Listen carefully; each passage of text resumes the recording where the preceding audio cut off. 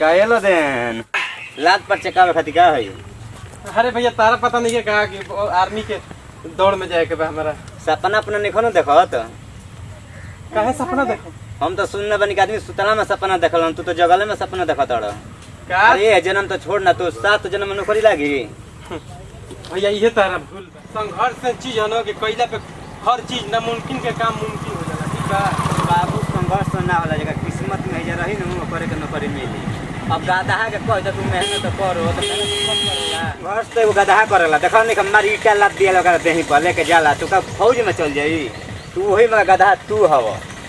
अगर हमार नौकरी लाग गई तो अगर ना लागल तब तहार जूता हमार सर तो तहार नौकरी लग जाई न बाबू। तू जवन कही हो करे खातिर तैयार बनी हो। काहे मोछ मुड़वा के मौगा बन के चूड़ी पहन ले बनो। अरे हाँ हो पहन लेबा जाते ना लागल ओ दिन कपड़ा में मत बरवा छिलवा ले बनो, मैं जूता रखा खातिर तार जिंदगी भर गुलामी करम। अगर ना नौकरी लागल तो जिंदगी भर गुलाम तो जाए दे। देखो किस्मत के भरोसा उ आदमी जिएला जेकरा शरीर में खून न पानी होला।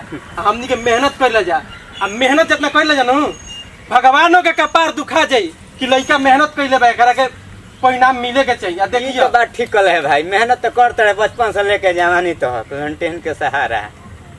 ठीक नो लमटेन असही शौक में लगैला, थोड़ा बहुत आंख से पानी गिरेला उससे कोनो दिक्कत नहीं। आगु तो जब बबू है तो गोली चलावे पड़ा, अखिया से लोग कबे ना करी के चिड़ई हो कि बकुला हो तो तोरा तो झप्पड़ मार के खेत दिहस कौना दम आसरा बता के नौकरी दिहस। जब पागल होई नु उहे तोरा के नौकरी दिहे हो जनता काथी के झाड़ू मारे वाला। तो हम लोग एगो लइकन के और हिम्मत बढ़ावे के चाहिए, तो और हिम्मत तो लोग हटावल ए मर्दवा तो लोग हिम्मत चलते तो लइका चियानी पर के बारे हेत नहीं के पाकल बाबू। आँखिया से जेकरा के देख लेबे न बता दे कि लइका विकास करिया के नीचे जाके। अच्छा हम विकास करी चाहे कुछ करे से तारा का मतलब बा। आ रहल बात नौकरी लागिल नु आई छिलवा के आ चूड़ी ना तारा के पहनवा देनु तो असल बाप के बेटा यही बेरा जो शीशी में उ क के रख दी है, अब बाकी अंदाग छिलवावे खातिर तैयारी भी है ने। जानता नु जेकरा जेकरा पे जग हंसले बा उहे इतिहास रचले बा, हम रच के देखाई। बाकी तो तारा बतियावले बेकार भाई मोछ छिलवा के तैयार हो जाए। हम तैयार बनिए तहार तो देखत ये जन्म में तना मर्जी बस 7 गो जन्म लेबो तू ससु तबो तहार नौकरी ना लागी। हमरा शराब बटुए तहारा पर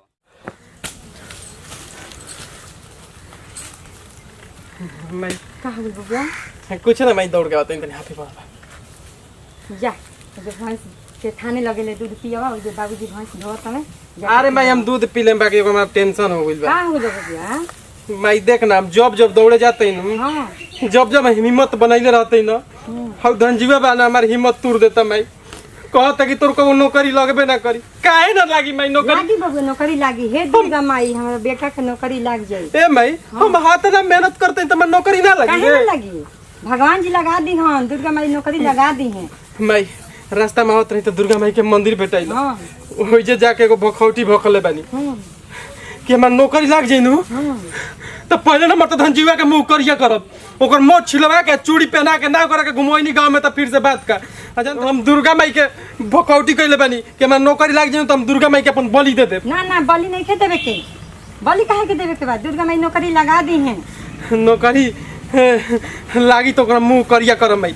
अजंतर मैं हां तोर जेकरा पे आशीर्वाद रही ना ओकर नौकरी काहे ना लगी? मैं हमार आशीर्वाद बा हमरा बेटा के नौकरी लाग जाई। नौकरी के रोकी? मैं आशीर्वाद है कि तोर बेटा जल्दी ही इस शरीर पे वर्दी चढ़ावे और दुश्मन के मुंह करिया करे। हां हां ठीक बा बेटा जान नौकरी लाग जाई। कहां ठीक बा मैं हम दूध पी लेते हैं। हां जा बाबूजी हे दुर्गा माई हम बेटा के नौकरी लाग जाई न तरह के चुनरी चढ़ाई। हे दुर्गा माई रो के गोड़ लगत है हां बेटा के जल्द से जल्द नौकरी लगा दी। बतावा जब हम कितना खुश बनी, इतना खुश बनी ना लागत कि धरती पर हमार पैरे नहीं के आसमान में उड़त नहीं। कितना दिन के बाद साल भर हो गई शादी को गई नहीं, आज आवत नहीं। पता हम कैसा लागत है? ठीक लागत नु सवेरे से 3 बार मेकअप को बन लेकिन थोड़ा कम लागत, करिया लागत नहीं। थोड़ा सॉरी कली देखब तब ना खुश हो जाए एकदम में। कहम कि तब अफसोस होई कि कैसे मेरा छोड़ के चल गई हो जा नौकरी करे। कैसन हो गल बानी दादा वहाँ खातिर रोवत रोवत एकदम तो करिया हो गल बा, आँख हमार धस गइल बा। आज देखब तो मन ना लच गई तो कहब कितना दिन पर मेकअप करत तनी कैसन रहत रहनी भीख मंगी नियर एकदम में। अब बिना मर्द के कोई के कैसन शौक मर्दे पर सब सुहा गया शौक बन रहेला। हमारा तो गाना गावे के मन करता। गर्मी होता लेकिन शौक तो करबे करब चाहे कुछ भी हो जाए। लगा ली ब्लशर ब्लशर गलिया गुलाबी गुलाबी। का करत कन्या? ए मम्मी जी देखत नहीं कि तैयार होतनी आज बबुआ। हाँ जी रारू बबुआ आओ तने 1 साल पर। आज ये दादा हम करेजा त जोड़ाइए गोला आज बहुत दिन देखला हो गइल बा बबुआ के। दिन की साल हो गइल। हाँ उहे साल हो गइल। अब बताव तारा भी फोन कर देला है बबुआ के आवत यहाँ हमारा भी ना इहे नु कहाला। आखिर तो घर ही नु आए मम्मी जी। घर से कहली ना नु जाए। हमारे भी कहली फोन ना करे लग तनी मम्मी ले बतिया ली। अब रारू बेटा जब आए न तो बतिया ले अभी तो हमारे लगे फोन आई रहला। तैयारी हो जा खूब बढ़िया हो जा बबुआ हमारे आवत ने हो गइल बा। अच्छा अच्छा खाना बनाई है। खाना मैं बन गइल बाटे। हाँ, हाँ, तो खाली गरम गरम पूरी छाना हाँ। आ तब देम गरम गरम।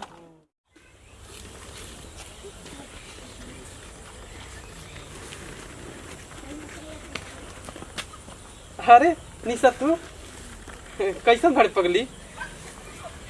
रोवा तो एकदम वर्दी में अच्छा लगता नहीं। अरे देख के कितना अच्छा लगता है ना। हम अपन जौन सपना में रहल पूरा हो गइल ना। अरे पगली ते में रोवत क्या बड़े?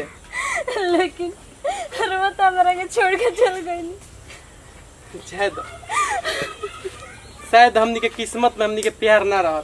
कौनो बात नहीं के पगली तोर जहाँ शादी भइल बा ओइजा खुश रह। हमरो ये तो नहीं के भाई जहाँ हमार शादी भइल बा ओइजा हम खुश नहीं की।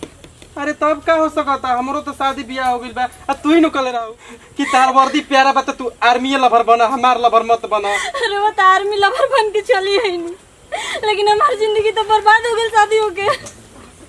अरे पगली हम ये न करम कि हमेशा तू खुश रह। भगवान से यह दुआ करम अरे वो हमारी जिंदगी से चल गई हमारी जिंदगी नरक बन गई। तब का हो सकता बतावा। सुना जहाँ तहर बाप माई शादी कर देले बा खुशी खुशी तू रह। ऐसे भी हमनी के गांव के हई ठीक बा। हमनी के कबो शादी ना हो सकता। गांव समाज हमनी के जिए ना दी हमनी के सब थू थू करी।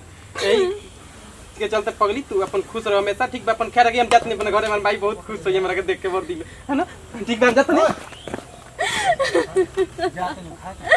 अरे वो तो खुश बनी हम कैसे खुश रही। मैं दोबारा फिरू आई बुना है धन। चिन्ह तड़ा के अखियो आना रह ना चिन्ह ना वर्दी देख के कनी के तनी सलूट मार दी। कहाँ घर पड़ी रहा और बा बड़ा जल्दी भुला गेला कि वर्दिया नकली ना है ओरिजिनल है ठीक बा। हम वर्दी पहन के गांव में ना आई थी तोहरे चलते ही नहीं। कैसा हमारा लगता है? चलते। ठीक लगता है ना। हाँ ये तो एकदम झकास लगता तू लेकिन कहाँ घर पड़ी? हमार नेपाल घर पड़ी और कुछ कहेगा बा ना मने कौन नहीं। अरे वर्दी तो झका अरे भागो मत भागत नहीं थी। वर्दी तो झकास भर रही है लेकिन तार दड़िया झकास नहीं खेने लागत। ये बहुत दिन से छोड़ला नहीं। तो ऐसा कर अब एकरा के चिन्हवावे के अपन काम लगा दे। मने का हम चिन्हते नहीं कि हम चिन्हत रहो।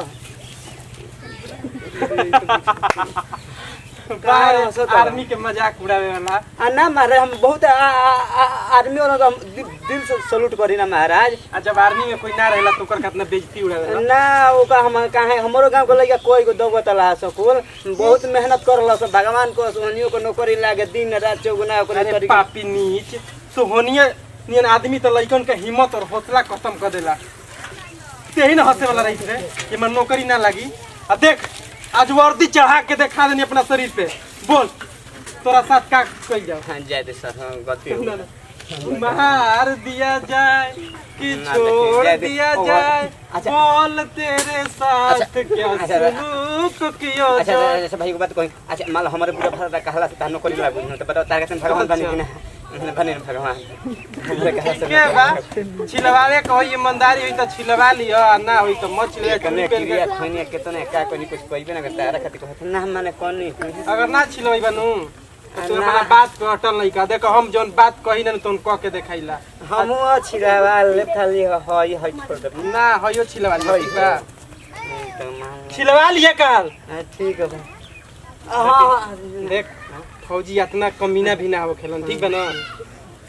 अरे हमारा तोर मोच छिलवैला से हमरा कोनो दिल के तसल्ली ना मिली। छोड़ दी। तसल्ली ओ दिने मिली जा दिन तोहनी के अपन हार मान ले बसन आ कोनो लइकन के रिझावल छोड़ दसन कि हई ना होई हौ ना होई। जब कोई ठान लेला नु भाई हम करब तो क के दिखा देला। केहू के समय पे ना हंसे के चाहिए बाबू, समय बड़ा बलवान होला ठीक ना। बाकी तो से का बताए तो हारिए बुझ बड़े लजा तो बुझले बड़े।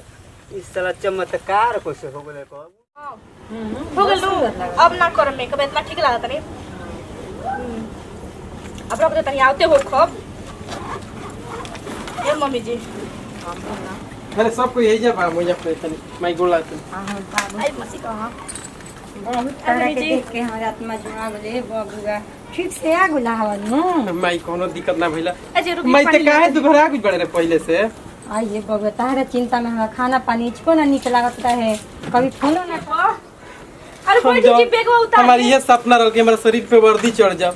हाँ बेटा तार हमारा दुर्गा माई के मनौती कइल, दुर्गा माई मनौती पूरा कर देली उनका के चुनरी पानी चढ़ाए ले मम्मी जी को धो के अरे रहे तो पहले आवत रुक जी आओ तनी। माई और सब बताओ का ठीक बा ना बाबूजी ठीक बा ना। हाँ हाँ सब कुछ ठीक बा। आइल बहन 2 दिन के छुट्टी में फिर जाएगा पड़ी। हाँ रहबा ना ना फिर 2 दिन के छुट्टी में रखी पर आई महीना 1 महीना के छुट्टी लेके रह। ए जी ठीक से रहनी ना हो जा। अरे पगली गोड़ का धोए के अभी बा। ना इतना दिन पहले मेरी समझ में मौका ना बेटा कौन धोआ ला अरे माई तो लबरी के अभी झबरी काम छुटबे ना करी ला।